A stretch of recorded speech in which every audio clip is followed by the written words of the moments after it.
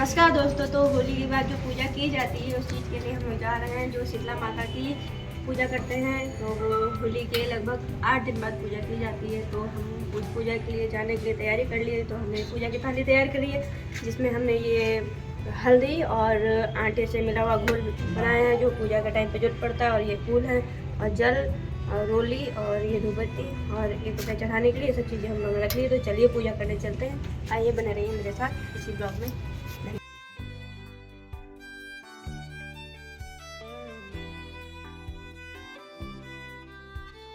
होली के बाद हिंदू कैलेंडरों में दूसरा बड़ा त्योहार अष्टमी पर आता है।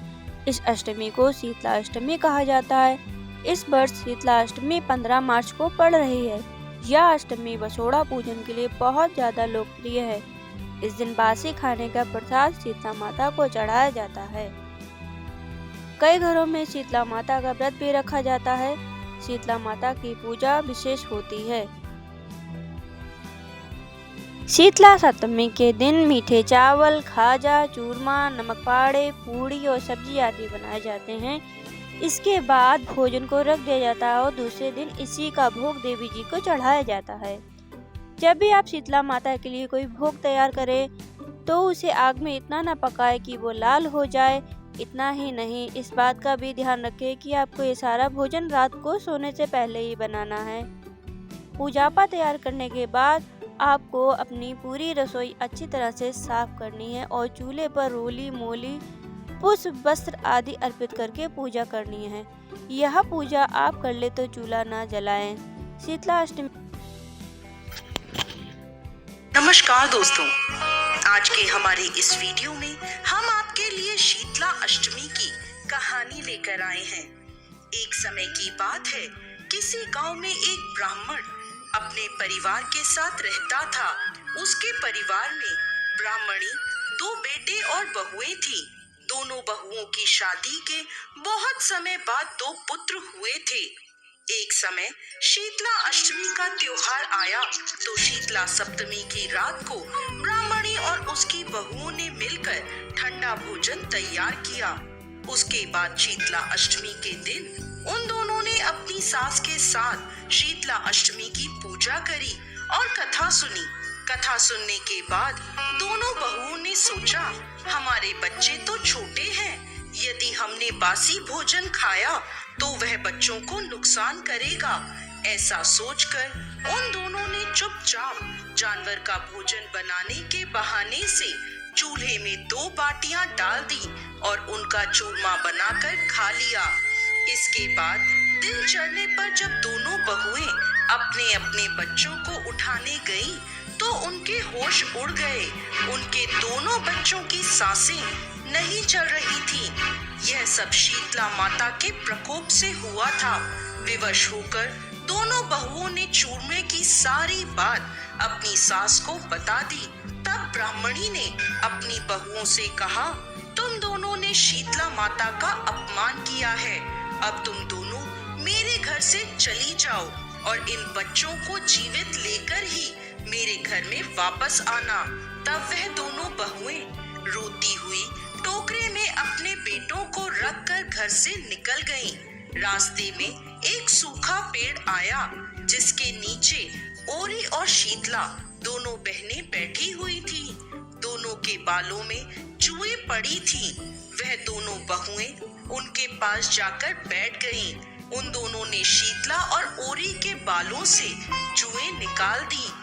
जुएं निकलने से ओरी और शीतला माता ने अपने सर में शीतलता का अनुभव किया और बहुओं से कहा, तुम दोनों ने हमें ठंडा शीला किया है। जैसे तुमने हमें शांति दी है, वैसे ही तुम्हें भी शांति मिले। तब दोनों बहुएं साथ में बोली, पेट का दिया लेकर ही हम दोनों मारी मारी फिर रही हैं, परंतु शीतला माता के दर्शन नहीं हो रहे। तब शीतला माता बोली, अरे तुम दोनों तो पापिनी हो। शीतला अष्टमी के दिन ठंडा भोजन करने के बदले तुमने गरम गरम खाना खाया था, तो प्रकोप तो तुम्हें भोगना ही था। यह सुनते ही दोनों बहुओं ने शीतला माता को पहचान लिया और वह माता से प्रार्थना करने लगी। बोली, हे माँ, हम अज्ञानी हैं और तुम्हारी महिमा नहीं जानते थे। अनजाने में हमने पाप किया है, हमें क्षमा करे माँ। ऐसा काम हम दोबारा कभी नहीं करेंगे। उनका पश्चाताप देखकर दोनों माताएं प्रसन्न हो गईं और शीतला माता ने उसके बच्चों को फिर से जिंदा कर दिया। तब वह दोनों अपने बच्चों को लेकर अपने घर की ओर चल दी। दोनों बच्चों को जीवित देखकर ब्राह्मणी ब्राह्मण और पूरा परिवार प्रसन्न हो गया। दोनों बहुओं ने घर पहुंचकर शीतला माता की सारी बात अपने घर वालों को बता दी और बोली, अब हम गांव में शीतला माता का एक मंदिर बनवाएंगे। उन्होंने गांव में शीतला माता के मंदिर का निर्माण करवाया और गांव वालों की श्रद्धा शीतला माता की तरफ और अधिक हो गई।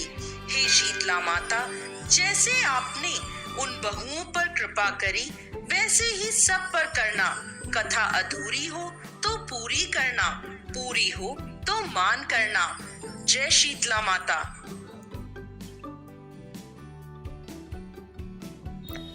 मंदिर में पूजा करने के बाद जो तिराहा और चौराहा पड़ते हैं उन पे भी पूजा की जाती है। तो ये चौराहा था, यहाँ पर भी मैंने पूजा की और जो ये चौराहा है यहाँ पे भी मैंने पूजा की।